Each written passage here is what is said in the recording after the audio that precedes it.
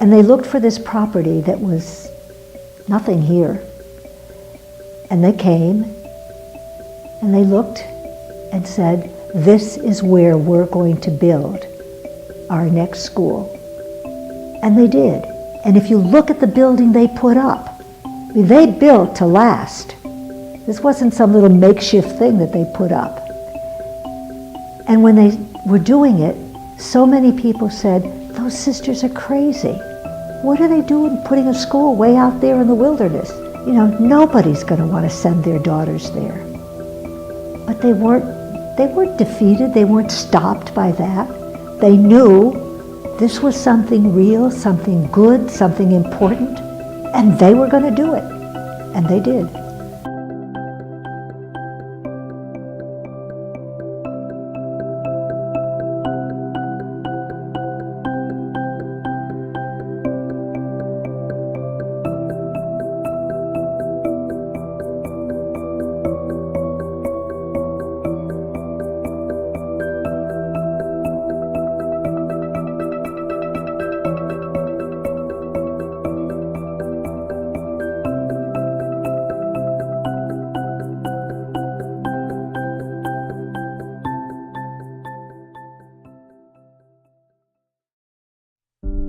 So the School Sisters of Notre Dame were founded officially in 1833 by Mother Teresa of Jesus Gerhardinger.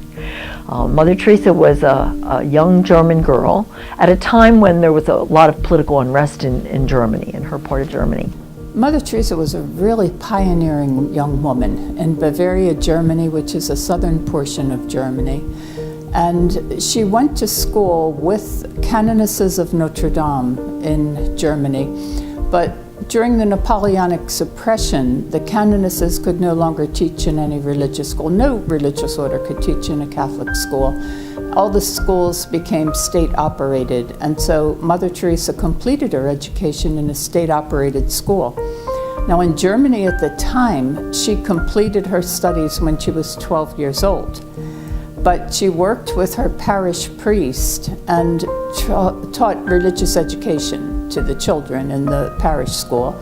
And eventually he said to her, you seem very interested in education. Of course, Napoleon is defeated, and we're able to move forward historically, and they're able to begin religious schools again. And so he asked Caroline, her first name was Caroline, he asked Caroline, would you be willing to be a teacher? Now she was 14 years old, and her father was a captain on a ship, and she would sail up and down the Danube with him all the time. And I love this story because she had in her mind that she was going to be on ships and traveling, and this bishop at 14, the bishop says to her, will you be a teacher? And she talked to her parents, and everybody thought it was a good idea. And I can't help but wonder if she really thought it was a good idea. But she said yes, and she did it. And that grew into a great love of teaching, a love of children. She taught girls. It was only girls. And eventually, as she got older, other young women joined her, and it became obvious that she really wanted to start a religious congregation. So she began the community with just 3 or 4 people. They were the School Sisters of Notre Dame, but she had to wait because it was a small new community. She had to wait a long time. She was in her 30s when she actually took her vows the first time. There was a count who collected money from the St. Louis Society in Bavaria to support the sisters, and he said to Mother Teresa, they're asking for sisters in America, and we have the ideal place, St. Mary's in Pennsylvania. It's an up-and-coming town, and there'd be there's a convent and a school already, and it would be just a really good place to start in America. So Mother Teresa decided yes, and she came with 4 other sisters.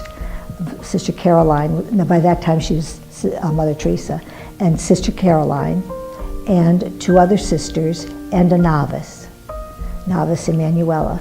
And they came, of course, travel in those days was not easy, so it took them, I think, something like 6 weeks to cross the ocean. They landed in New York Harbor on July 31st, 1847. And from there, you know, they took steamboats, stagecoaches, wagons, trains, you know, all kinds of transportation, and they kept traveling, you know, across and across. And it was so difficult, actually, that Sister Emanuela, the novice, died. And she's buried somewhere in Pennsylvania, but we don't know where, so we've never been able to find her grave. But they continued, and finally they got to the point where it was so rugged, you know, the wagon that they were on, you know, was just bumping all over the place, and you know, they said, well, aren't we there yet? And well, yeah, we're almost there. And finally they came to what was really just a clearing in the woods. And they said, you know, here we are. And you can imagine their disappointment. There's no convent, there's no school. It's definitely not an up-and-coming town. I mean, it's just a few houses. But, you know, my Mother Teresa had said that they would teach the students there. So some people took them in, gave them a place to live, and they started teaching in somebody's house. But Mother Teresa knew there was no way that this was going to be the beginnings of a congregation. When Pennsylvania didn't work out, she was going to go back home to Germany and take the sisters with her. And the person who later became Bishop John Newman was down here in Baltimore at St. James Church on Asquith Street. And he heard that the sisters were up there, and he invited her down to Asquith Street. He said, we need you here. We have German children. We need them educated properly. We need them confirmed in their faith because they felt that they were losing some of their precious German culture, and it was a precious culture. So she responded to that call, and she came down to Baltimore, and she began teaching in the parish area there at St. James. Eventually, they were able to get a piece of property down the street from St. James Church, and they began what is today and what is still operating as a high school, the Institute of Notre Dame. And there's a place in her letters where Mother Teresa talks. She says, the children here are not teachable. She said they're so rowdy, and you can't get them quiet, and they're rude, and they're crude. So Mother Teresa, I think, hadn't learned the lessons of coming into a culture and finding out about the culture. But they were children who were poor. Their parents were the dock workers and the laborers, the women who cleaned houses and did laundry. And that was kind of our beginnings. And by 1871, that had gotten so prosperous, and so many people were there that they decided we've got to look for another place. So they came way, way out in the country to Charles Street, all the way out. I mean, it was nothing. It was this little kind of a dirt road and trees, and this property was for sale. So they bought this property to build a school for girls. They were able to purchase the 33 acres that began Notre Dame of Maryland at the price of $800 an acre in those days. A lot of people are probably green with jealousy knowing that in today's society. So in the beginning, of course, Notre Dame the property had to be cleared of all the trees, and except at Montrose, that building was here. It was, I assume, a mansion and belonged to a family, and then they had all this land. So we bought the whole thing, then built Gibbons. So now that's Gibbons, just the part that goes straight up to the tower, just that much. And that was the dorms and the meeting rooms and the chapel and the library. Everything was there. After Gibbons, the next building to be built was Malisha, and that was because we knew we needed a place for dorms and for all the kinds of other activities. And when they were going to open, just before they were going to start school, the sisters went around and they lit every gas light in the building, so that the whole thing was just shining, every room.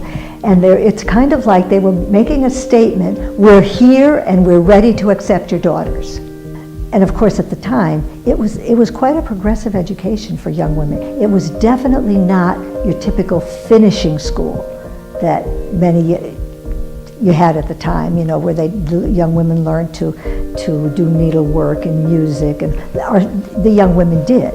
They did that, but they also learned chemistry and language and music and all of those kinds of things. So it was pretty advanced for its time. Their original intention was to expand the Institute of Notre Dame. And so this was Notre Dame of Maryland Preparatory, because they were ultimately going to establish a college here. They received the charter from the state of Maryland. I believe the year was 1895. And when they received that charter from the state of Maryland to issue a college degree, they also had the rights from the state of Maryland to issue graduate degrees, up to and including a doctoral degree. But you may know that we didn't choose to use that privilege until the 2000 period. Notre Dame of Maryland Preparatory School was here on the campus. Then in 1895, we had our first college class. Those women graduated in 1899. Really interesting to note that it wasn't until 1920 that women were given the right to vote. So you can see how radical education of women and a college education for women was at that time. You know, despite that fact, the college grew and expanded and just thrived. A little bit before, like probably around 1958, they decided that there was no longer enough room for grade school, high school, and college all on the same property. So again, they went out, looked for property, and decided upon the site in Towson, where Notre Dame of Maryland, Notre Dame Preparatory School is now. And so in 1960, they moved out. I think we see here, and sometimes even imperceptibly, we never even notice it, but when we see strong education of women from a faith perspective where diversity works toward unity, where community and relationships are being built, I think that's Teresa and Caroline and the SSND vision and dream and charism. And I think it's just woven into the fabric of this institution of Notre Dame of Maryland University. And so I think it's alive and well.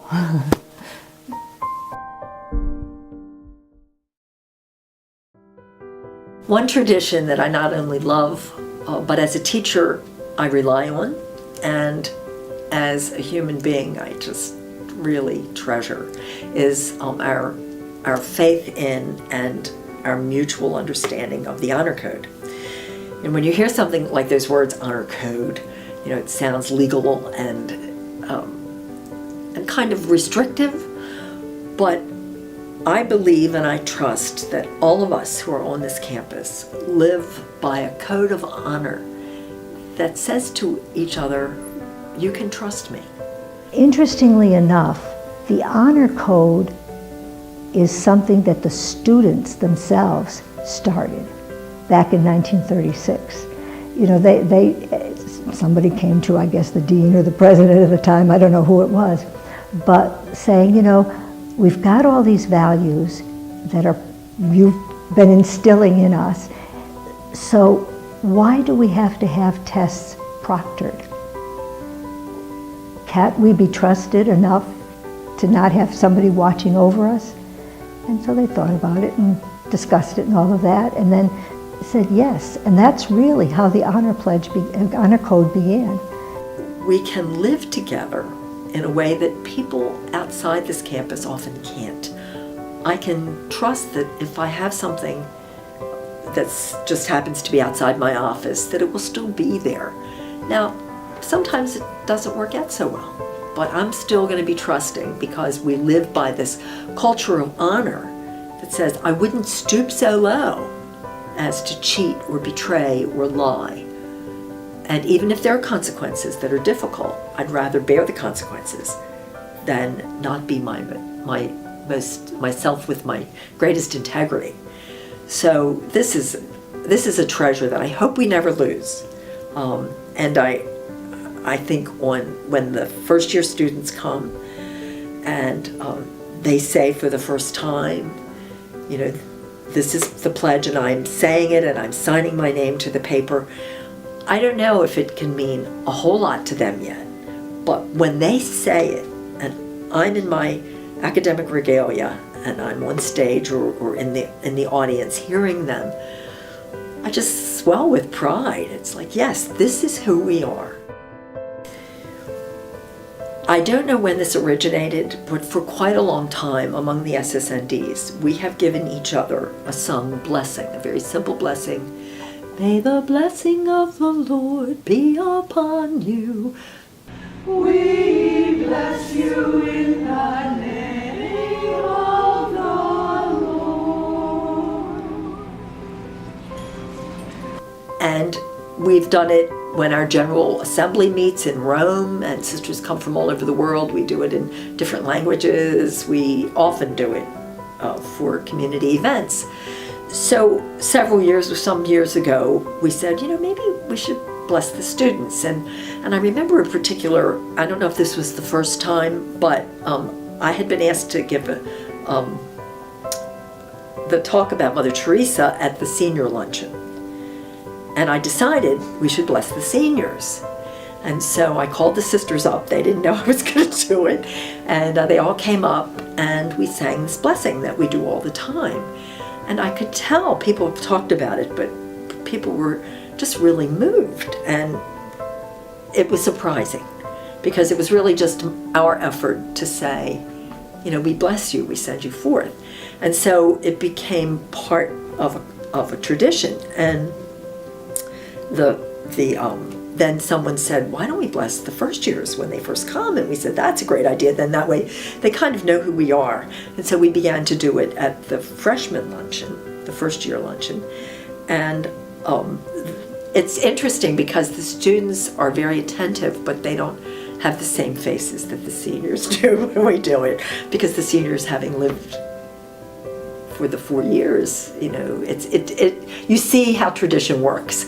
It just becomes part of a very deep, beautiful thing, and I love that we do it, and that we can do it together. And every now and then, maybe only a few of us are able to be present, and we look around and say, "Are we going to be able?" But it kind of doesn't matter, you know. It's a prayer, it's a blessing. And we just pass it on to the students as best we can. And often when I'm singing that blessing in other venues, I think about the students past and present and kind of send that blessing out to them as well, because we always raise our hands when we do it. It's sort of like, okay, you know, be blessed, know that you're blessed, know that you're loved, know that this is home. I hope you have, my dream for you is I hope that you have the international heart that Mother Teresa had, you know, wide and big and inclusive. And I hope you have her passion for unity, for building a world, for building the human family, for shaping the human family, for really making a difference. And so know that we treasure you, and may the blessing of the Lord be upon you, upon every single one of you, every single day of your life. I think what I want to say to future students is that we need you. We need you to enrich us, and we need you to share the learning and the pursuit of truth. And we need you to carry on the legacy, the all-embracing Catholic legacy. We need you to be a woman who finds your own voice in the world and transforms the world. We want you to be our sister. We want you to be one of us, and to love not the place as the place, yes, but to love these other women that you come with, and the sisters who have gone, your sisters who have gone before you and are the alums, and those who will come after you. We want you to be part of that long line and thrill in it, the way we do. And we're waiting for you, we're welcoming you, and we know that you will be such a wonderful part of this community and of the sisterhood that is Notre Dame of Maryland. It's powerful.